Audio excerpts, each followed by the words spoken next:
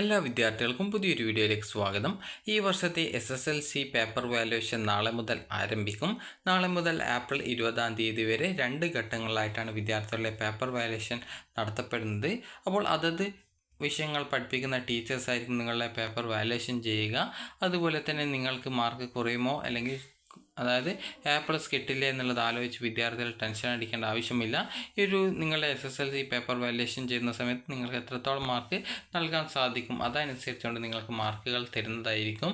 അതുകൊണ്ട് തന്നെ വിദ്യാർത്ഥികൾ ഈ ഒരു സബ്ജക്റ്റ് അല്ലെങ്കിൽ ഏതെങ്കിലും വിഷയങ്ങൾ നിങ്ങൾ തോൽക്കുമോ അല്ലെങ്കിൽ മാർക്ക് കുറയുമെന്നുള്ള കാര്യം ആലോചിച്ച് പേടിക്കേണ്ട ആവശ്യമില്ല. നിങ്ങൾ എഴുതിയിട്ടുള്ള ആ ഒരു ആൻസേഴ്സിൽ പോയിൻറ്റ്സ് ഉണ്ടെങ്കിൽ നിങ്ങൾക്ക് ഉറപ്പായിട്ടും മാർക്ക് ലഭിക്കുന്നതാണ്.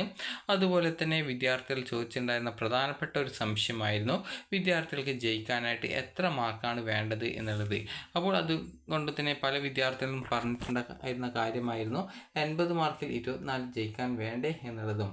അതുപോലെ തന്നെ ഈ ഒരു 40 മാർക്കിൽ നിങ്ങൾക്ക് ജയിക്കാനായിട്ട് 12 മാർക്ക് വാങ്ങിക്കേണ്ടത് എന്നുള്ളതും. അപ്പോൾ ഞാൻ നിങ്ങളോട് പറഞ്ഞിട്ടുണ്ടായിരുന്നത് അതായത് 50 മാർക്കിൻ്റെ വിഷയത്തിൽ 10 മാർക്കോ അതുപോലെ തന്നെ ഈ ഒരു 40 മാർക്കിൻ്റെ വിഷയത്തിൽ 5 മാർക്കോ കിട്ടിക്കഴിഞ്ഞാൽ ജയിക്കും എന്ന് പറഞ്ഞിട്ടുണ്ടായിരുന്നു. അപ്പോൾ അതുകൊണ്ട് തന്നെ വിദ്യാർത്ഥികൾ പ്രധാനമായിട്ടും ചോദിച്ചൊരു സംശയമായിരുന്നു അതായത് വിദ്യാർത്ഥികൾ മനസ്സിലാക്കേണ്ടത് ആകെ മാർക്കിൻ്റെ 30% അതായത് 30% മാർക്കാണ് ജയിക്കാനായിട്ട് വേണ്ട മാർക്ക് എന്ന് പറയുന്നത്, അതായത് D+ കിട്ടാൻ വേണ്ട മാർക്ക് എന്ന് പറയുന്നത്. അപ്പോൾ 80 മാർക്കിൻ്റെ കാര്യത്തിൽ നോക്കുന്ന സമയത്ത് 80 മാർക്കിൻ്റെ 30% ആണ് 24 മാർക്ക്. അതുപോലെ 40 മാർക്കിൻ്റെ 30% ആണ് 12 മാർക്ക്. എന്നാൽ നിങ്ങൾ മനസ്സിലാക്കേണ്ടത് നിങ്ങൾക്ക് അതായത് SSLC വിദ്യാർത്ഥികൾക്ക് ജയിക്കാനായിട്ട് നിങ്ങളുടെ CE മാർക്കും അതുപോലെ തന്നെ TE മാർക്കും കൂട്ടുന്ന സമയത്ത് 30% to 39% വരെ അതായത് D+ ഗ്രേഡ് ലഭിക്കുകയാണെങ്കിൽ ആ ഒരു വിഷയം പാസ്സാകും. അപ്പോൾ D+ ലഭിക്കണം എന്നുണ്ടെങ്കിൽ ആ ഒരു വിഷയത്തിന് എത്ര മാർക്ക് വേണം?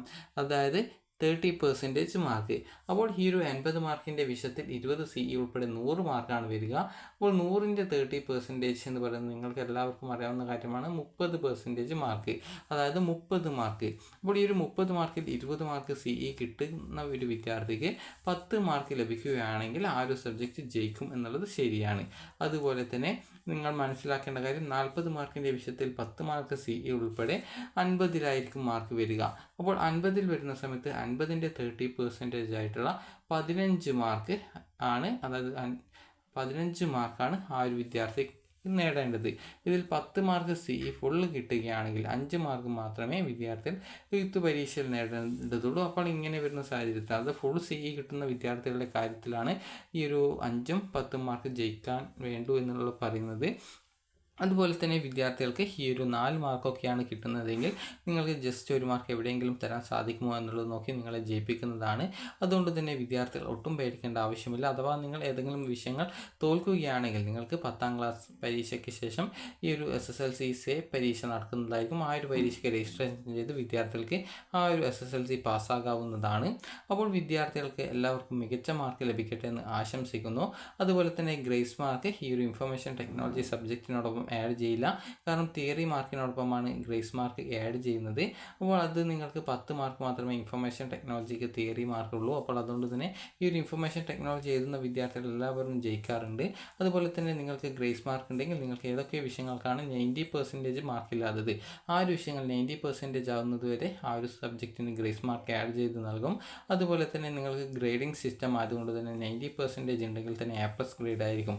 അതുകൊണ്ട് തന്നെ 90% ആവുന്നത് വരെയാണ് ഗ്രേസ് മാർക്ക് ആഡ് ചെയ്യുക. ഗ്രേസ് മാർക്ക് ആഡ് ചെയ്യുന്നത് ടാബുലേഷൻ ടൈമിലാണ്. ഈ ഒരു വാല്യുവേഷൻ ടൈമിൽ നിങ്ങൾക്ക് ഗ്രേസ് മാർക്കൊന്നും ആഡ് ചെയ്യുന്നതല്ല. അപ്പോൾ വിദ്യാർത്ഥികൾക്ക് ഈ ഒരു വീഡിയോ ഉപകാരപ്രദമായിട്ടുണ്ടെങ്കിൽ ലൈക്ക് ചെയ്യുക, ഷെയർ ചെയ്യുക. Thank you for watching.